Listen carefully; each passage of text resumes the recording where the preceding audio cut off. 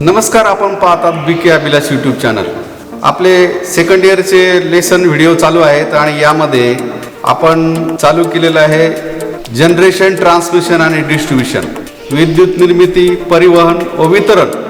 हा आपला पाठाचे लेसन आपण चालू केलेले आहेत आणि यामध्ये मागच्या व्हिडिओमध्ये आपण माहिती पाहिली होती की विद्युत निर्मिती केंद्राचे प्रकार, टाइप्स ऑफ पॉवर प्लांट्स. यामध्ये आपण diesel power station, nuclear power station, thermal power station, जलविद्युत निर्मिती केंद्र, हायड्रो पॉवर स्टेशन, त्याचप्रमाणे सोलर पॉवर आणि विंड पॉवर, पवनचक्कीद्वारे वीज निर्मिती, या प्लांटची माहिती आपण डिटेलमध्ये माहिती पाहिलेली आहे. आणि आजचा आपला व्हिडिओ असणार आहे ट्रान्समिशन. त्याचप्रमाणे आजच्या व्हिडिओमध्ये आपण पाहणार आहोत की सबस्टेशनचे प्रकार.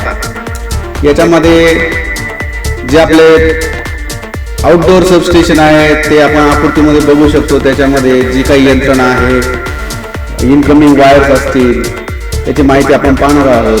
त्याचप्रमाणे इनडोअर सबस्टेशनमध्ये बिल्डिंगमध्ये सर्व यंत्रणा असते, तिथे कंट्रोल्स असतात, याबद्दल आपण माहिती पाहणार आहोत. त्याचप्रमाणे पोल माउंटेड सबस्टेशन जे आहे, पोलवरील ट्रान्सफॉर्मर, याबद्दलही आपण डिटेलमध्ये माहिती आजच्या व्हिडिओमध्ये पाहणार आहोत.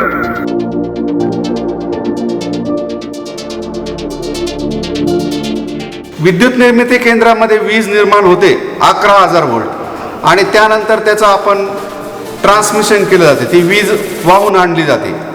तर परंतु प्रत्यक्ष लोडसाठी आपल्याला वीज पाहिजे असते 3 फेज 415 व्होल्ट किंवा 230 व्होल्ट सिंगल फेज सप्लाय. आणि सर्व उपकरण आपले हे याप्रमाणेच डिझाईन केलेले असतात. आणि म्हणजे लोडला आपल्याला 415 व्होल्ट आणि 230 व्होल्ट आवश्यक असते. विद्युत निर्मिती केंद्रामध्ये 11,000 व्होल्ट निर्माण होते आणि आपला लोड हा फार दूर अंतरावरती असते. शेकडो किलोमीटर अंतरावरती आपल्याला वीज वाहून न्यावी लागते आणि ती वीज आपण ट्रान्समिशन टॉवर जे आपण पाहतो मोठे मोठे असतात आणि त्याच्यावरती ट्रान्समिशन लाईन्स असतात आणि त्या ट्रान्समिशन टॉवर आणि ट्रान्समिशन लाईनच्या सहाय्याने आपण वीज वाहून आणली जाते. मग यामध्ये वेगवेगळी उपकेंद्र असतात. मग ते कोणते कोणते उपकेंद्र असतात, त्याचे काय टप्पे असतात, व्होल्टेज रेंज काय असते, याबद्दल आपण आजच्या व्हिडिओमध्ये माहिती पाहणार आहोत. मग इथे आपण बघू शकतो, बघा इथे आपण हे लाईन डायग्राम काढलेली आहे, ब्लॉक डायग्राम याला आपण म्हणू शकतो. इथे आपण दाखवले की सुरुवातीला वीज निर्मिती केंद्र. कोणत्याही वीज निर्मिती केंद्रामध्ये 11 केव्ही किंवा 11,000 व्होल्ट निर्माण होतं, याची माहिती आपण मागच्या व्हिडिओमध्ये पाहिलेली आहे. त्यानंतर काय होतं की वीज निर्मिती केंद्रापाशी एक ट्रान्सफॉर्मर असतो, त्याला स्टेप अप ट्रान्सफॉर्मर म्हणतात, स्टेप अप सबस्टेशन सुद्धा म्हटलं जातं. मग या ठिकाणी आपला लोड किती अंतर आहे, वीज आपल्याला किती अंतरावर वाहून न्यायची आहे, त्याचप्रमाणे स्टेप अप केलं जातं. कारण या ठिकाणी आपण पाहतो की स्टेप अप सबस्टेशन करण्याची आवश्यकता म्हणजे काय की आपलं व्होल्टेज आपण वाढवलं जातं, सेकंडरीला व्होल्टेज वाढवलं जातं आपण, आणि व्होल्टेज वाढवलं असता काय होतं, करंट कमी होतं. आणि करंट कमी केला तरच आपल्याला त्यासाठी कंडक्टर आपल्याला लहान आकाराचा आपण वापरता येऊ शकतो. जर करंट जास्त असेल आणि त्या करंटसाठी आपल्याला मग ट्रान्समिशन करायचं झालं तर कंडक्टरचा आकार वाढेल, जाड ताराचे कंडक्टर घ्यावी लागतील आणि जाड ताराचे कंडक्टर जर वापरायचे म्हटले तर त्या ठिकाणी मग सर्वच आपला ट्रान्समिशनचे खर्च वाढतो. मग त्यामध्ये टॉवरची सुद्धा आपल्याला हेवी टॉवर्स बनवावे लागतील, त्याचे सगळं मटेरियलचा कॉस्ट वाढेल. त्याचप्रमाणे जी तार आपली जाड तारेची असेल तर त्याचं वजन वाढेल आणि 2 पोलला जे टांगल्यानंतर जे अशा मध्ये झोळ पडतो, सॅग जमिनीपासूनचं अंतर त्याचं कमी होईल आणि त्यामुळं पोलची संख्या वाढवावी लागेल आपल्याला. म्हणजे एकूणच काय तर ट्रान्समिशनचा खर्च वाढेल. यासाठी आपल्याला काय करावं लागतं की करंट कमी करावं लागतं. मग करंट करण्यासाठी व्होल्टेज वाढवावं लागतं, म्हणून इथे स्टेप अप ट्रान्सफॉर्मर आहे. आणि मग हे स्टेप अप ट्रान्सफॉर्मर सहाय्याने व्होल्टेज वाढवलं जातं, करंट कमी जातं आणि त्यानंतर प्रायमरी सबस्टेशन पर्यंत ते ट्रान्समिशन लाईन जे असतात त्याच्याद्वारे वीज ही वाहून नेली जाते, ट्रान्समिशन केलं जातं त्याचं. मग या ठिकाणी या प्रायमरी सबस्टेशन जे आहे हे लोडच्या मध्यभागी त्याची उभारणी केलेली असते. मग या ठिकाणी यानंतर मात्र सर्व टप्पे आपले स्टेप डाऊनचे टप्पे असतात. येथपर्यंत वीज वाहून आणली जाते आणि प्रायमरी सबस्टेशन पासून मग आपण वेगवेगळ्या प्रकारचे लोड त्या ठिकाणी नेलेले असतात. येथे आपण दाखवले की जसं 220 केव्हीचं स्टेप अप केलेलं होतं व्होल्टेज वाढवलं होतं आणि त्याच्या टप्प्यामध्ये मग आपण या ठिकाणी मग 220चं मग इथं 132, 66 kV, 33 kV याचा स्टेप डाऊन इथे करता येतं. इथे आपण 33 kV दाखवले प्रायमरी सबस्टेशन. नंतर मग इकडे मग सेकंडरी सबस्टेशन आहे आणि या सेकंडरी ट्रान्समिशन लाईन्स आहेत. इथे होत्या प्रायमरी ट्रान्समिशन लाईन, ह्या सेकंडरी ट्रान्समिशन लाईन्स आहेत, ज्या टॉवरवरती लाईन्स आपण पाहत होत्या. आणि या ठिकाणी जो ट्रान्सफॉर्मर असणार आहे 33/11 सेकंडरी सबस्टेशनचा स्टेप डाऊन ट्रान्सफॉर्मर.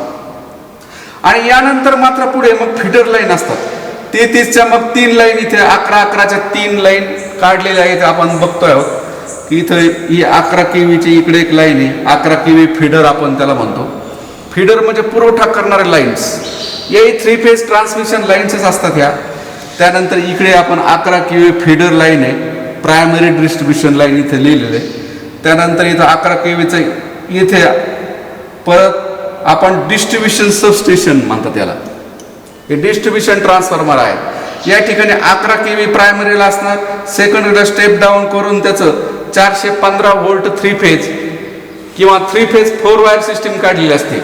मग इथे आपण बघतो इथं लोड आहे, हा 3 फेज कंझ्युमर याला म्हटलेलं आहे. ही 3 फेज सप्लाय असणारे ग्राहक असतात. मग त्याच्यामध्ये घरामध्ये पिठाचे गिरणे असेल, 3 फेज मोटर्स असतील किंवा छोट्या छोट्या आपल्याला कंपन्या असतील, त्या ठिकाणी 3 फेज लोड लागतो. जसं बर्फाचा कारखाना आहे, अशा स्मॉल इंडस्ट्रीज असतात, कॉटेज इंडस्ट्री त्यासाठी. त्याचप्रमाणे सिंगल फेज कंझ्युमर आहे की डोमेस्टिक घरगुतीसाठी जो सिंगल फेज सप्लाय पाहिजे आपल्याला 230, त्या इथे काढलेले आहेत. म्हणजे R, Y, B आणि N स्टार जोडणीमध्ये ही अशी जोडणी असते. आणि त्या ठिकाणी मग 3 फेज 4 वायर सिस्टीमद्वारे 3 फेज सप्लाय आणि सिंगल फेज सप्लाय ग्राहकांना दिलं जातं. तर याला म्हणतात डिस्ट्रीब्युशन लाईन्स. आणि हे आहे डिस्ट्रीब्युशन सबस्टेशन. म्हणजेच बघा, विद्युत निर्मिती केंद्रापासून step up substation, primary substation, secondary substation, त्यानंतर डिस्ट्रीब्युशन सबस्टेशन आणि मग या ठिकाणी ग्राहकापर्यंत लोड तो वीज ही वाहून आणली जाते. अशा प्रकारे ही पद्धत आहे. मग इकडे पण तेच दाखवलं इथं की 3 फेज कंझ्युमर आहे, सिंगल फेज कंझ्युमर. आणि या ठिकाणी एक लाईन इकडे गेलेली feeder line, industrial consumer, MIDC असतील आपले किंवा त्या ठिकाणी कारखान्यांना वीज आपल्याला देण्यासाठी ह्या लाईन्स गेलेल्या आहेत, इंडस्ट्रीयल कंझ्युमर. अशा प्रकारे ही लाईन डायग्रॅम किंवा ब्लॉक डायग्रॅम आहे. मग यामध्ये अजून एक आपण माहिती घेऊ शकतो इथे की हे जे सबस्टेशन आहेत, उपकेंद्र आहेत वीज वाहून नेण्याचे, आणि त्याच्यामध्ये मग वीज वाहून नेण्याचा टप्पा आणि त्याचं अंतर याच्याविषयी माहिती या ठिकाणी आहे. जसं बघा 11 kV इथे आहे. मग ते आपण 11 kVचा टप्पा इथे दिलाय 15 ते 30 किलोमीटर या अंतरापर्यंत वाहून नेण्याचा टप्पा आहे तो. त्यानंतर 33 किलोव्होल्ट म्हणजे 33,000 व्होल्ट, 33 kV म्हणजे 33 kVचं अंतर इथे दिले 30 ते 60 किलोमीटर. त्याचप्रमाणे 66 kVचं अंतर दिलंय 60 ते 100 किलोमीटर ट्रान्समिशन लाईन त्या असणार आहे त्या टप्प्याच्या. त्यानंतर 132 kVचे असणार आहे 100 ते 200 किलोमीटर असं आहे. आणि त्यानंतर 220 किलोव्होल्टचं अंतर असणार आहे 200 ते 300 किलोमीटर. आता या ठिकाणी आपण 220 kVचं ट्रान्समिशन दाखवलेलं होतं आणि मग त्याचे जे टप्पे स्टेप डाऊनचे इथे दाखवलेले आहेत, तर त्याचं 200 ते 300 किलोमीटर अंतर असणार आहे. त्याचप्रमाणे 400 kV हे जे ट्रान्समिशन करायचं असेल तर त्याचं अंतर बघा 300 ते 400 किलोमीटरचा टप्पा त्या ठिकाणी असणार आहे वीज वाहून नेण्याचा. मग या ठिकाणी आपण एक माहिती पाहू शकतो. बघा इथे हे जे प्रायमरी सबस्टेशन आहे इथे 220/33 आहे. तर याचं इथं 11/400, त्यानंतर पुन्हा इथं मग 400 तर 132 असं स्टेप डाऊन करू शकतो आपण. आणि मग पुढे आणखी टप्पे त्याचे असे टप्पे होऊ शकतात की 132 नंतर 66, परत आणखी टप्पे होऊ शकतात 66, त्यानंतर 33 आणि मग पुन्हा मग 33चे 11 आणि पुन्हा 11चे मग नंतर 440 व्होल्ट. अशा प्रकारे स्टेप डाऊनचे टप्पे पुढे पुढे आपण नेऊ शकतो. अशा प्रकारे वीज निर्मिती केंद्रापासून हे वीज अशी वाहून नेण्याचे हे टप्पे आहेत. आणि यासाठी मग अर्थातच आपल्याला मोठे मोठे ट्रान्समिशन टॉवर्स लागतात आणि मध्ये मध्ये ते विजेचे उपकेंद्र असतात आणि त्या ठिकाणी पॉवर ट्रान्सफॉर्मर असतो. सुरुवातीला स्टेपअप ट्रान्सफॉर्मर असणार, पॉवर ट्रान्सफॉर्मर, आणि मग पुढे मग प्रायमरी सबस्टेशन, सेकंडरी सबस्टेशन आणि डिस्ट्रीब्युशन सबस्टेशन. ही डिस्ट्रीब्युशन सबस्टेशन आपण पाहतो आपल्या तालुक्याच्या ठिकाणी असतात, जिल्ह्याच्या ठिकाणी असतात. मग त्या ठिकाणी काही उपकेंद्र हे 66 kVचे असतात, काही 132 kVचे असतात सेंटरचे, आणि तिथून मग सगळीकडं वीज वाहून नेलेली असते. मग काही MIDCकडे लाईन जातात आणि MIDCमध्ये एरिया, इंडस्ट्रियल एरिया असतो, तिथे कारखान्यांना मग वेगवेगळे, प्रत्येक कारखान्यामध्ये एक डिस्ट्रीब्युशन ट्रान्सफॉर्मर असणार आणि त्याच्याद्वारे मग त्या कारखान्यासाठी लोड दिलेला असतो. अशा प्रकारे हे ग्राहकापर्यंत वीज वाहून नेण्याचे टप्पे आहेत. मग त्या ज्या लाईन्स आपल्या घरामध्ये किंवा ग्राहकाला जातात त्याला सर्व्हिस लाईन्स म्हणतात. म्हणजे ट्रान्समिशन लाईन ते सर्व्हिस लाईन असा या ठिकाणी हे टप्पे आहेत. तर यानंतर आपण पाहणार आहोत की सबस्टेशनचे जे प्रकार आहेत, जसं आउटडोअर सबस्टेशन, इनडोअर सबस्टेशन किंवा पोल माउंटेड सबस्टेशन, पोलवरती जो ट्रान्सफॉर्मर असतो, याबद्दल आपण आता माहिती पाहूया.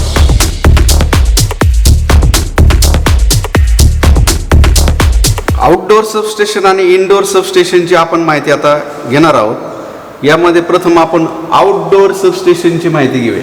जे आपल्या गावाच्या बाहेर, तालुक्याच्या ठिकाणी, जिल्ह्याच्या ठिकाणी आपल्याला जे वीज उपकेंद्र दिसत असते, तिथे मोठ्या मोठ्या लाईन्स आलेल्या असतात.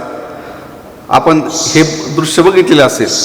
मग त्या ठिकाणी काही इन्सुलेटर्स असतात, आडव्या लाईन्स, उभ्या लाईन्स असतात, आणि त्याच्या जवळच टॉवर असतो.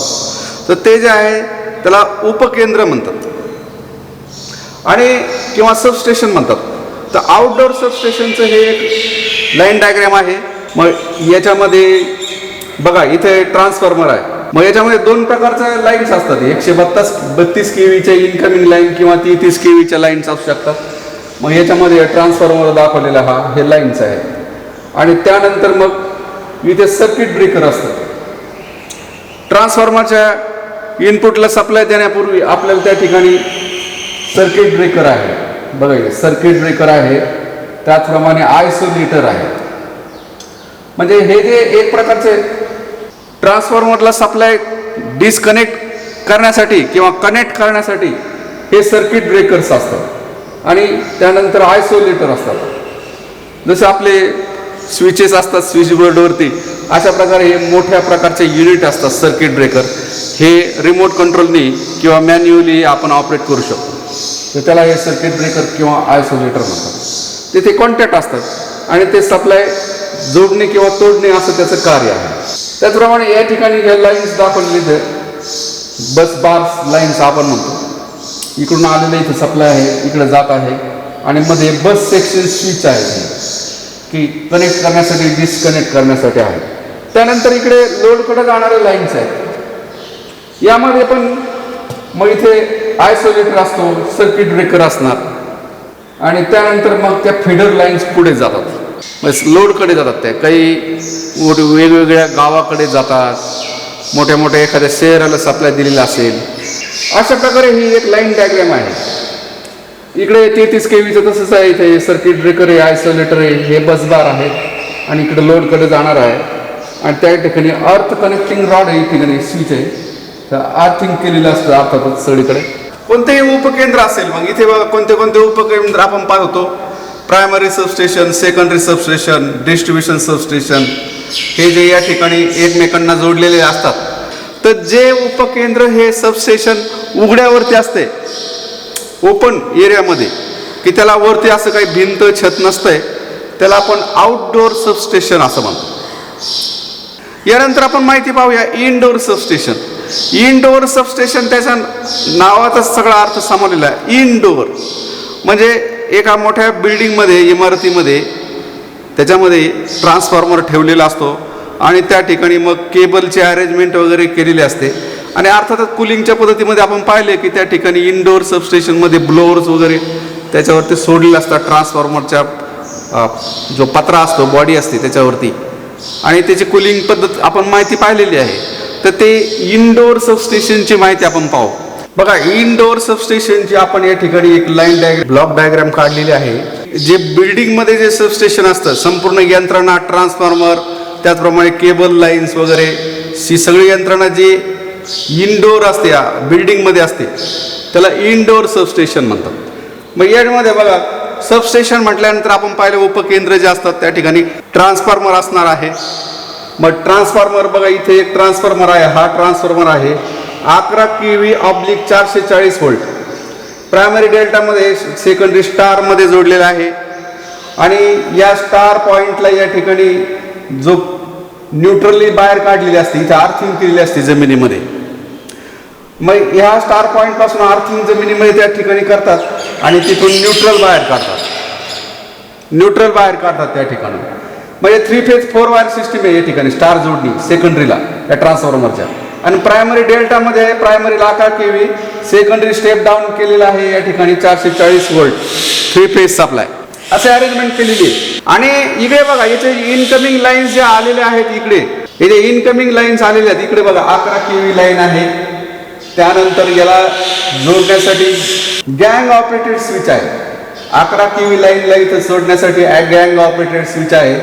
आणि हे सर्वात वरून आलेले लाईन्स असतात खाली पोल्स असतात वरून लाईन चालतात बस बार असतात. ते अरेंजमेंट तुम्ही उपकेंद्राचे पाहिलेले आहे. मग या ठिकाणी गँग ऑपरेटेड स्विच आहे आणि त्याच्यावरती हे जे आपल्याला चिनी मातीचे जे पोर्सिलिनचे जे कप बशासारखे इन्सुलेटर जे असतात चॉकलेटी कलरचे वगैरे तर इथे हे लाईटनिंग अरेस्टर याला म्हणतात. लाईटनिंग अरेस्टर सर्वात वरचे असतात लाईनच्या वरती आणि त्याचं एक टोक जे आहे आर्थिंग केलेलं असतं तिथंच. तर लाईटनिंग म्हणजे वीज ज्यावेळेस पावसाळ्यामध्ये ढगांचा कडकडाट होतो वीज पडते तर वीज जर पडली तर प्रचंड व्होल्टेज त्या तिथे पडून संपूर्ण सबस्टेशन डॅमेज होऊ शकतं फॉल्ट होऊ शकतो. आणि असं होऊ नये म्हणून आलेलं जे जास्त एक्स्ट्रा जो चार्ज आहे एक्स्ट्रा करंट जो लाईटनिंग विजेद्वारे तर तो जमिनीमध्ये जाण्याची या ठिकाणी व्यवस्था केली असते त्याला लाईटनिंग अरेस्टर्स असं म्हणतात. Lightning arrester. त्यानंतर पुढे काय आहेत मग ते जे कनेक्शन आहे इथे अंडरग्राउंड केबल बॉक्स आहे. बिल्डिंगमध्ये हे संपूर्ण यंत्रणा असल्यामुळं अर्थातच लाईन अशा उघड्यावरती ठेवून आपल्याला जमणार नाही. तर त्या ठिकाणी काय केलं असतं केबल सिस्टीम असते UG cable underground cable box असतो आणि तिथून मग अंडरग्राउंड केबलच्या द्वारे त्यानंतर ट्रान्सफॉर्मरकडे त्या लाईन्स गेलेल्या असतात. परंतु यामध्ये काय असतं सप्लाय आपण ट्रान्सफॉर्मरचे जे लेसन होते त्याच्यामध्ये करंट ट्रान्सफॉर्मर पोटेन्शियल ट्रान्सफॉर्मर हे जे इन्स्ट्रुमेंट ट्रान्सफॉर्मरची माहिती आपण पाहिलेली आहे. तर हे इथे PT असते व्होल्टेज मोजण्यासाठी PT आणि CT यांना हे कनेक्शन दिलेलं असते आणि नंतर इकडे ते मीटर बोर्ड असतं त्या मीटर बोर्डला हे CT PT द्वारे सप्लाय दिलेलं असतं. मग इथं आपल्या अर्थात पोटेन्शियल ट्रान्सफॉर्मर आपण याची माहिती पाहिलेली आहे की 11 kV/ऑब्लिक 110 व्होल्ट 110 व्होल्ट सेकंडरीला व्होल्ट मीटर असतं एवढं स्टेप डाऊन केलेलं असतं आणि त्याच्याद्वारे आपल्याला एकूण लाईनचं व्होल्टेज मोजता येतं. छोट्या आकाराच्या व्होल्ट मीटरच्या सहाय्याने व्होल्टेज मोजता येतं त्याला पोटेन्शियल ट्रान्सफॉर्मर म्हणतात. आणि करंट ट्रान्सफॉर्मर सहाय्याने आपल्याला करंट मोजता येतो लाईन करंट याची माहिती आपण मागे पाहिलेली आहे. आणि त्यानंतर मी इथे ऑइल सर्किट ब्रेकर असते. ट्रान्सफॉर्मरच्या अगोदर काय आहे ऑइल सर्किट ब्रेकर की काही जर फॉल्ट झाला काय झालं तर किंवा लाईन आपल्याला दुरुस्त करायचं असेल ट्रान्सफॉर्मरचं मेंटेनन्स करायचं असेल तर त्यावेळेस आपल्याला हे ऑइल सर्किट ब्रेकरच्या सहाय्याने इथला पुढचा सप्लाय बंद करावा लागतो प्रायमरीला आलेला ट्रान्सफॉर्मरच्या. आणि त्यानंतर पुढे मग आपण पाहतो लोडकडे जाणारा जो आहे इथे पण एक ऑइल सर्किट ब्रेकर आहे. LT साईड आहे EHT साईड आहे. हाय ट्रान्समिशन व्होल्टेज हाय व्होल्टेज इकडे लो व्होल्टेज साईड. तर LT सर्किट ब्रेकर असते. पुन्हा करंट ट्रान्सफॉर्मर CT आहे इथे आणि या ठिकाणी मात्र बस बार आहेत. म्हणजे कॉमन बस बार पासून आपण लोडकडे जे वेगवेगळे सर्किट पाडलेले असतात जसे इथं LT सर्किट ब्रेकर या बस बारच्या लाईनचे आहेत. इथून एकच लाईन आपण इथे दाखवलेली 3 फेज सप्लाय असल्यामुळे 3 लाईन असणार आहे त्या ठिकाणी. आणि 4 वायर सिस्टीम असेल तर 4 लाईन असणार आहे L1 L2 L3 आणि न्यूट्रल असे असणार आहे. परंतु इथं समजण्यासाठी एक लाईन आपल्याला दाखवली की पुढे स्टेप कशा आहेत. मग हे बस बार पासून इथे आपलं सर्किट ब्रेकर आहे LT सर्किट ब्रेकर आणि तिथून नंतर मग आपलं LT लाईन्स ह्या लोडकडे तिकडे गेलेले असतात. तर असं हे दाखवलेलं आहे सर्किट ब्रेकर. इकडे पण तसे असेच पोझिशन आहे. ही जी आहे बस बार आहे. तर अशा प्रकारची जी अरेंजमेंट आहे या ठिकाणी याला इनडोअर सबस्टेशन म्हणतात. कोणत्याही सबस्टेशनमध्ये ट्रान्सफॉर्मर असणार आहे त्याला ट्रान्सफॉर्मरला इनकमिंग लाईन आले असल्यात, आयसोलेटर, सर्किट ब्रेकर त्या ठिकाणी असणार आहेत, करंट ट्रान्सफॉर्मर असणार, पोटेन्शियल ट्रान्सफॉर्मर असणार आणि सगळ्या ठिकाणी मग अर्थिंग वगैरे केलेले असणार आहे. ही सर्व अरेंजमेंट असणार आहे त्या ठिकाणी. आणि कंट्रोल पॅनल्स वगैरे वेगवेगळे असतात एका बिल्डिंगमध्ये. आणि त्या ठिकाणी मग आपल्याला कोणत्या ठिकाणी कोणता लोड झालेला आहे, कोणत्या लाईनकडे कोणता लोड आहे वगैरे, ऑल डे कार्यक्षमता याची, ट्रान्सफॉर्मरची ऑल डे इफिशियन्सी हिची माहिती आपण पाहिलेली की. आणि मग ते सगळे त्या ठिकाणी मिळतं आपल्याला. कुठं लोड काय आहे, कुठं लोड कमी करायचं आहे, कुठं जास्त आहे, हे सर्व ऑपरेटर त्या ठिकाणी असतात. मग आपले जे इलेक्ट्रिशियन, वायरमनचे जे विद्यार्थी असतात हे ॲप्रेंटिस वगैरे करण्यासाठी महाराष्ट्र राज्य विद्युत मंडळ MSEDCL MSCB मध्ये जातात. तिथे ते ऑपरेटर म्हणून त्यांना सुरुवातीला सगळी माहिती दिली जाते. तर ते सर्व तिथले जे इंजिनियर्स आणि ऑपरेटर असतात त्यांना ते सगळी माहिती मिळते की लोड कुठे काय आहे, कसा आहे. अशा प्रकारे हे जे आहे याला म्हणतात इनडोअर सबस्टेशन. यानंतर आपण माहिती पाहूया पोल माउंटेड सबस्टेशन. बघा आपल्याला दिसतोय हा पोलवरील ट्रान्सफॉर्मर. हा पोलवरती पोल जे असतात हे स्ट्रक्चर, आडव्या स्ट्रक्चरवर ट्रान्सफॉर्मर बसवलेला आहे. आणि वरती आपण पाहू शकतो इनकमिंग लाईन्स आलेले आहेत वरती. त्यानंतर आपण मग खाली लाईन आलेले बघतो गॅंग ऑपरेटेड स्विच आहे. एका आर्मवरती 3 इन्सुलेटर आहेत.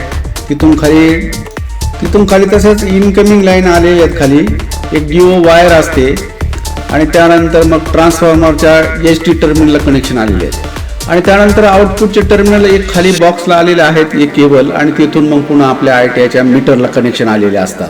अशा या पोल माउंटेड ट्रान्सफॉर्मरची आपण डिटेलमध्ये माहिती आता पाहूया. पोल माउंटेड सबस्टेशन, पोलवरील ट्रान्सफॉर्मर, डिस्ट्रीब्युशन ट्रान्सफॉर्मर याची माहिती आपण आता घेऊया. बघा हा जो ट्रान्सफॉर्मर आहे पोल माउंटेड ट्रान्सफॉर्मर, हा प्रत्येक कंपनीमध्ये जो सप्लाय आलेला असतो तो तिथे तो असतो. त्याचप्रमाणे आपल्या ITIमध्ये जो सप्लाय आलेला आहे, मीटरपाशी केबल आलेली आहे, तर ते हेच पोलवरील ट्रान्सफॉर्मरपासून आलेली. तर याच्या प्रायमरीला HT लाईनचा सप्लाय आलेला असतो. जसं इथं वर दाखवले बघा लाईन कंडक्टर, वरती लाईन कंडक्टर आलेले असतात. आणि तिथून मग नंतर मग इन्सुलेटर असतात, तिथं लाईटनिंग अरेस्टर असतात. मग ते एक इन्सुलेटर एक प्रकारचे, त्याच्यावरून ती वायर गुंडाळून खाली आलेली असते. मग इथं हे पोलचं स्ट्रक्चर आहे बघा, हे असा हा पोल आहे, याचे आडवे असे आर्म्स आहेत. आणि या ठिकाणी हा एक या स्ट्रक्चरवरती, आडव्या स्ट्रक्चरवरती ट्रान्सफॉर्मर बसवलेला असतो. स्ट्रक्चरवरती ट्रान्सफॉर्मर बसवलेला असतो. आणि वरती इथे दिसतंय आपल्याला LT टर्मिनल्स आहेत, तिथे इन्सुलेटर असतात, हे LT टर्मिनल आहे. आणि इकडून आपण पाहतोय की हे लाईन आलेले आहेत. इथे इन्सुलेटर व लाईटनिंग अरेस्टर आहेत. आणि त्याच्यावरून मग नंतर परत इन्सुलेटर आहेत, हे गोल असे इथे इन्सुलेटर आहे. आणि या इन्सुलेटरवरून नंतर वायर तिथं आपले वरचे लाईन आलेले असतात, जोडलेले असतात. आणि त्यानंतर खाली मग ट्रान्सफॉर्मरकडे येताना हे इन्सुलेटर असतात, तिथं दिलेले असतं हे. पण त्याच्या अगोदर एक DO कनेक्टेड लिंक असते, एक वायर असते बारीक, आणि ती फ्यूज सारखं कार्य करते, ती त्या ठिकाणी जोडलेली असते.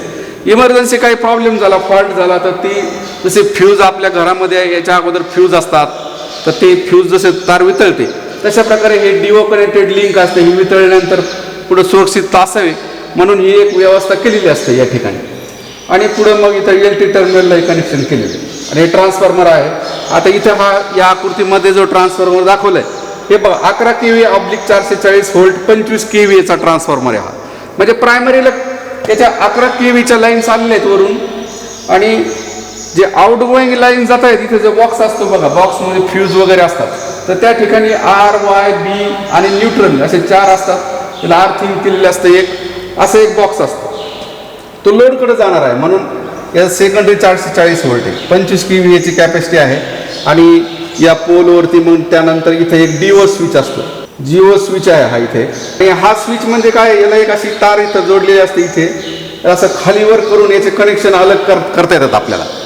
जे ट्रान्सफॉर्मरला दिलेले कनेक्शन टेम्पररी, आपल्याला काही फॉल्ट झाला असेल, काही प्रॉब्लेम आला असेल, मेंटेनन्स करायचं असेल, वायर ते DO स्विच जर जळाला असेल तर ते टाकण्यासाठी आपल्याला काय करावं लागतं की हे स्विच जो आहे असं खालीवर करून तो ऑन ऑफ आपल्याला करता येतो. तर ह्याचे वायर इथे जोडलेले असते 2 ठिकाणी. इथे एक धोक्याची घंटा असते, लाल अक्षरामध्ये डेंजर बोर्ड लिहिलेला असतो. तो एक माणसाच्या कवटीचं ते चिन्ह असतं, त्याच्यावरती डेंजर बोर्ड इथे लिहिलेला असतो. आणि त्याचप्रमाणे इथे ही जी लाईन दाखवलेली ही जमिनीची लाईन आहे. त्या आडव्या रेषा दाखवल्या आर्थिंगच्या वेळेस आपण दाखवतो. ते कॉन्क्रीट वगैरे फाउंडेशन केलेलं आहे. हा अशा प्रकारे हे पोल स्ट्रक्चर असते. इथं हे वायर असतात अशा की वर कोणी चढू नये म्हणून ते या ठिकाणी बार्बड वायर त्याला म्हणतात. अशा प्रकारचे याचे पोलचं स्ट्रक्चर आहे हे. आणि आलेल्या लाईन्स इन्सुलेटरच्या द्वारे वरती लाईटनिंग अरेस्टर, त्याच्यानंतर इन्सुलेटर आणि त्यानंतर मग DO कनेक्टेड लिंक आणि नंतर LT टर्मिनल असं HT टर्मिनल अशा प्रकारे कनेक्शन केलेलं असतं. तर हा पोल माउंटेड ट्रान्सफॉर्मर तुम्हाला आपल्या ITI जाऊन बघता येईल किंवा आपल्या गावामध्ये सुद्धा हे पोलवरती हा ट्रान्सफॉर्मर असतोय. तर याला हे पोल माउंटेड सबस्टेशन असं म्हणतात. डिस्ट्रीब्युशन ट्रान्सफॉर्मर आहे. प्रत्यक्ष लोडच्या जोडण्यासाठी आपल्याला इथे केबलच्या द्वारे वगैरे कनेक्शन घेतलेलं असतं, मग इकडून मग केबलच्या द्वारे. अशा प्रकारे याला म्हणतात pole mounted substation, pole mounted substation.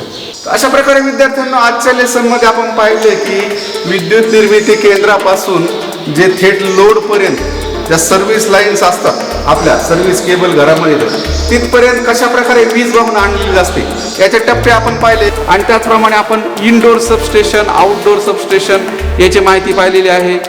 Indoor substation हे बिल्डिंगच्या आतमध्ये असतं, आउटडोअर सबस्टेशन हे ओपन जागेवरती खुले जागेवरती असतं. आणि त्या ठिकाणी त्या सगळ्या इनकमिंग लाईन आल्या त्या ट्रान्सफरला पोल माउंटेड सबस्टेशन याची माहिती पाहिलेली आहे. तर इंजिनिअरिंग ड्रॉइंगच्या विषयामध्ये तुम्हाला याच्यापैकी काही डायग्राम येत असतात, जसं इनडोअर सबस्टेशन, आउटडोअर सबस्टेशन. तर आजच्या व्हिडिओमधला होमवर्क आपला असा असणार आहे की या तिन्ही सबस्टेशनच्या आकृत्या तुम्हाला आजच्या होमवर्कमध्ये काढायच्या आहे. तर अशा प्रकारे व्हिडिओला लाईक करा, शेअर करा आणि चॅनलवर नवीन असेल तर सबस्क्राईब करा. धन्यवाद.